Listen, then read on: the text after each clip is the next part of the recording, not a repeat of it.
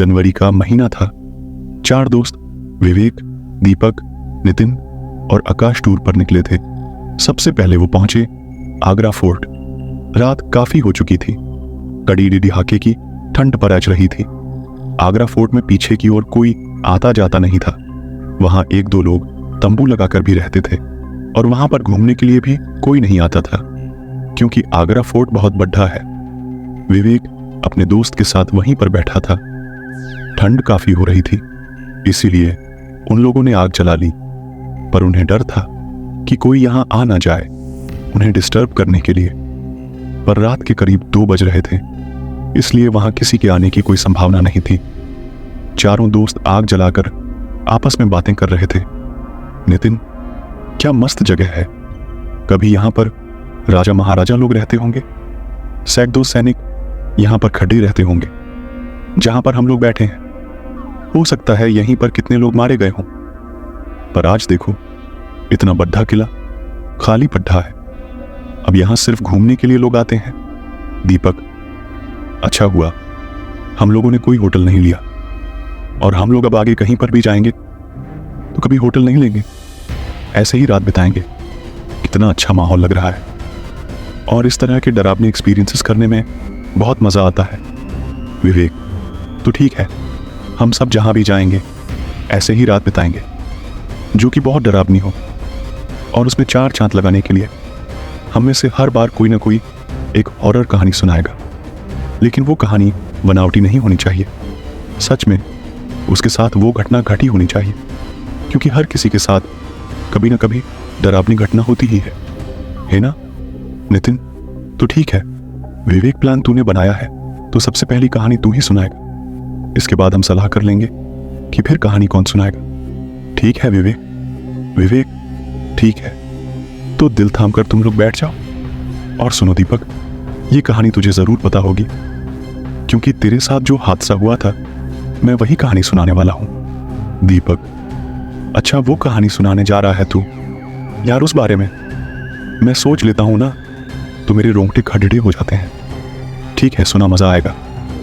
विवेक, तो कहानी यहां से शुरू होती है कि रात के करीब 1 बजे हाईवे पर मैं अपनी स्कूटी पर कहीं जा रहा था।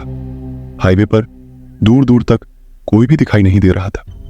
चारों तरफ बस सन्नाटा था। हवाओं की भयानक डरावनी आवाजें मेरे कानों में बार बार पड़ी डीडीएच रही थी। लेकिन मैं स्कूटी ड्राइव किए जा रहा था और खुद से ही बोल रहा था, पता नहीं दीपक किस हालात में होगा। कब से दारू लेने गया था, आधी रात हो गई, अभी तक नहीं लौटा। मैंने स्कूटी और तेज कर दी कि तभी एक बूढ़ा इंसान सामने आ जाता है। मैंने ब्रेक लगाए, स्कूटी रोकी। बाबा का चेहरा बहुत ही भयानक लग रहा था। मैंने तेज आवाज में बाबा को बोला, अरे बाबा, पूरी सड़क खाली पड्डी है, मेरी गाड़ी के सामने ही आना था आपको, अभी आपको चोट लग जाती तो। नितिन, फिर बाबा कुछ बोले या नहीं? विवेक, वो बोले, पर उनका जवाब मुझे समझ नहीं आया। बाबा, चोट तो बहुत पहले ही लग चुकी है बेटा। विवेक, ऐसे चलोगे तो चोट लगेगी ही ना। बाबा, हाँ हाँ, लेकिन मुझे अब कभी चोट नहीं लग सकती बेटा, चाहे मुझ पर कोई गाड़ी ही क्यों न चढ़ जाए। विवेक, मैं बाबा की बात सुनकर थोड़ा हैरान हुआ। आकाश, हैरान तो हम लोग भी हैं। विवेक, आगे सुनो, मैंने बाबा से कहा। ये क्या कर रहे हैं आप? इतने में बारिश होने लगी, आसमान में बिजली कड़कने लगी। मैंने सोचा, ये अचानक बारिश कैसे होने लगी? अभी तो आसमान बिल्कुल साफ था। फिर बाबा ने कुछ ऐसा बोला जिस पर यकीन करूं या ना करूं, समझ नहीं आ रहा था। बाबा, आसमान तो अभी भी बिल्कुल साफ है बेटा, वो ऊपर देखो। विवेक, मैंने अपना चेहरा ऊपर उठाकर देखा तो आसमान बिल्कुल साफ था। चांद तारे साफ साफ दिखाई दे रहे थे। ये सब देखकर मैं हैरान रह गया था। तभी मैंने बाबा से कहा, बाबा ये सब कैसे हो रहा है? मुझे कुछ समझ नहीं आ रहा है। बाबा, चलो वो सामने मेरी कुटिया है, मैं तुम्हें सब बताता हूं। विवेक, नहीं बाबा, मेरा दोस्त इसी रास्ते से दिन में कहीं गया था, अभी तक वापस नहीं लौटा है, मुझे उसे ढूंढना है। बाबा, मुझे पता है तुम्हारा दोस्त कहाँ है, आओ मेरे साथ। विवेक, बाबा की ये बात सुनकर मैं फिर से हैरान हो गया। मुझे कुछ समझ नहीं आ रहा था कि ये बाबा जी तो अनजान है, उन्हें दीपक के बारे में कैसे पता? खैर, मैं बाबा के पीछे पीछे उनकी कुटिया तक पहुंच गया। बाबा, आओ बैठो। विवेक, बाबा अंदर से लालटेन लेकर आए और उसे जलाया। मैं कुटिया के बाहर ही बैठ गया। बाबा भी ठीक मेरे सामने बैठ गए और मैंने उनसे कहा, बाबा अब जल्दी बताओ, ये सब क्या है? कहाँ है मेरा भाई? बाबा, आज से 3 दिन पहले इसी रोड पर एक बहुत ही भयानक एक्सीडेंट हुआ था। विवेक, हाँ बाबा, मैंने सुना है, हुआ तो था एक्सीडेंट। सुना है उसमें 2 लोग मरे भी थे। बाबा, तुमने बिल्कुल सही सुना है बेटा, वो दोनों बाप बेटे थे। बेटे की आत्मा अभी भी उसी जगह घूमती रहती है। विवेक, क्या सच में? बाबा, हाँ, और उसकी आत्मा गलत आत्माओं के चक्कर में पट डिचकर खतरनाक हो गई है। अब वो उस रास्ते से निकलने वाले की जान ले लेता है। विवेक, बाबा की ये बात सुनकर मैं डर गया और मैंने कहा, इसका मतलब मेरा भाई भी? बाबा, नहीं, अभी नहीं। अभी तुम्हारा भाई उसकी कैद में है, मारा नहीं है उसको। आकाश, पर उस आत्मा ने दीपक को अभी तक मारा नहीं था। ये बात बाबा को कैसे पता थी? विवेक, यही सवाल मैंने बाबा से पूछा। बाबा, ये सब आपको कैसे पता है? मुझे समझ नहीं आ रहा बाबा। बाबा, सब समझ आ जाएगा, थोड़ा रखो बेटा और पूरी बात सुनो। ये जो बारिश हो रही है, ये कोई आम बारिश नहीं है, उसी आत्मा ने कराई है। विवेक, क्या? बाबा, मेरा दोस्त दीपक बहुत डरपोक है, वो तो डर कर ही मर जाएगा। प्लीज कुछ कीजिए। जब आप इतना कुछ जानते हैं तो मेरे भाई को बचा भी सकते हो ना? बाबा, हाँ, बचा सकता हूं, लेकिन उसके लिए तुम्हें उसी जगह जाना होगा जहां एक्सीडेंट हुआ था। विवेक, आप नहीं चलोगे मेरे साथ? बाबा, बाबा, मेरा यहां रहना जरूरी है। तुम जाओ, तुम्हारा दोस्त बच जाएगा। अगर जरूरत पड़ी तो मैं तुरंत आ जाऊंगा। विवेक, ठीक है बाबा, चलता हूं मैं, मेरे भाई को बचा लेना। बाबा, फिक्र मत करो। विवेक, मैं वहां से उठा, अपनी स्कूटी स्टार्ट की ओर चला गया। जैसे वहां पर मैं पहुंचा, अचानक बारिश तेज हो गई, हवाएं तेज हो गई, भयानक आत्माएं दीपक को घेरे उसे डरा रही थीं। वो नजारा बेहद खौफनाक था। दीपक धीरे धीरे दबी आवाज में रो रहा था। मैंने अपने डर को कंट्रोल किया, तुरंत अपनी स्कूटी से उतरा और आगे बढ़ गया। मैंने दीपक को आवाज लगाई, दीपक, दीपक, तुम्हें कुछ नहीं होगा। दीपक ने जैसे ही मुझे देखा, उसके चेहरे पर थोड़ी राहत दिखी। दीपक, विवेक बचा, मुझे ये आत्माएं मुझे मार डालेंगी।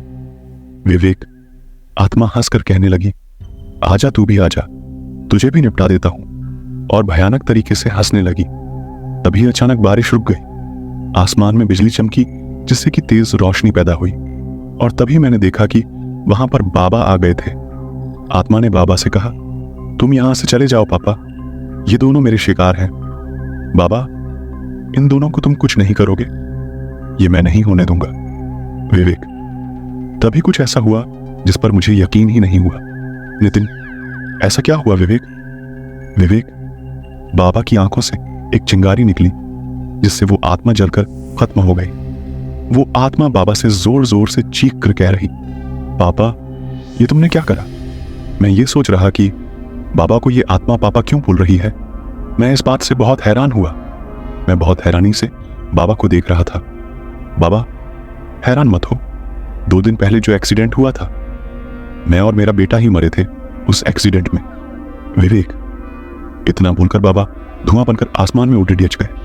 तभी दीपक भागकर मेरे पास आ गया। दीपक, अच्छा हुआ जो तू आ गया। विवेक, तुझे कुछ नहीं होगा। फिर मैं दीपक को स्कूटी पर बैठाकर वहां से चला आया। आकाश, वाह यार।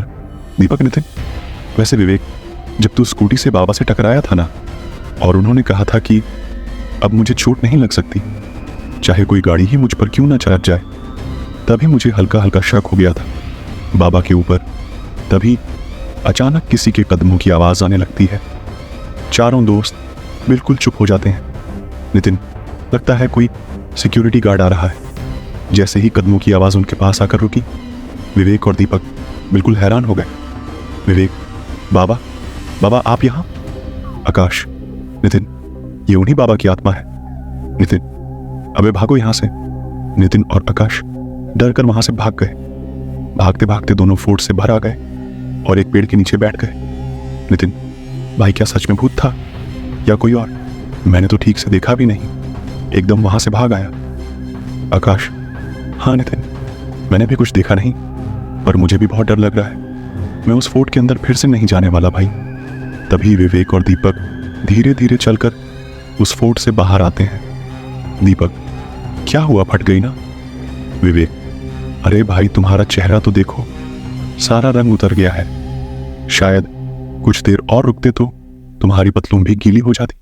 विवेक और दीपक दोनों हंसते हुए एक दूसरे को ताली देते हैं।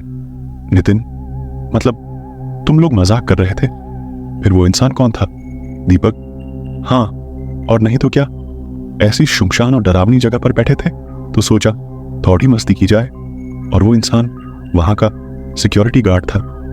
नितिन, और अगर इस मजाक में हमारी जान चली जाती तो? विवेक, तो क्या फिर तुम भूत बनकर हमें डराने आ जाना? विवेक और दीपक दोनों खूब हंसने लगे। आकाश, मरने के बाद वैसे भी कोई अपना और पराया नहीं होता, भूत बस जान लेना जनता है। फिर वो चारों दोस्त वहीं बैठ जाते हैं और दूसरा दोस्त एक नई कहानी सुनाने लगता है।